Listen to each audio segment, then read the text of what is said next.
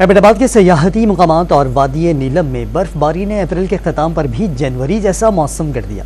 ملک کے بالائی علاقوں میں مسلسل بارشوں کے بعد لینڈ سلائیڈنگ سے متعدد سڑکیں بند ہو گئیں۔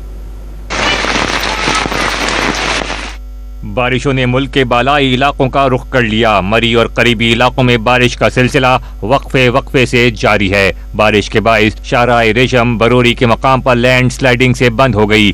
ایبٹ آباد شہر اور گرد و نواح میں موسلادھار بارش کا سلسلہ جاری ہے۔ نتھیا گلی اور چھانگلا گلی سمیت سیاحتی مقامات پر ہلکی برف باری ہوئی۔ بارش اور برف باری کے بعد درجہ حرارت گرنے سے سردی کی شدت بڑھ گئی۔ وادی کاغان میں وقفے سے جاری برف باری کے بعد موسم سرد ہو گیا۔ بالاکوٹ میں تیز برسات کے بعد ندی نالوں میں طغیانی برقرار ہے۔ گلگت بلتستان میں بارشوں کے باعث شاہراہ قراقرم لینڈ سلائیڈنگ سے متعدد مقامات پر بند ہو گئی، جس سے مسافر اور سیاح پھنس کر رہ گئے۔ استور کے میدانی علاقوں میں بھی موسلادھار بارش اور لینڈ سلائیڈنگ سے آمد و رفت میں مشکلات کا سامنا ہے۔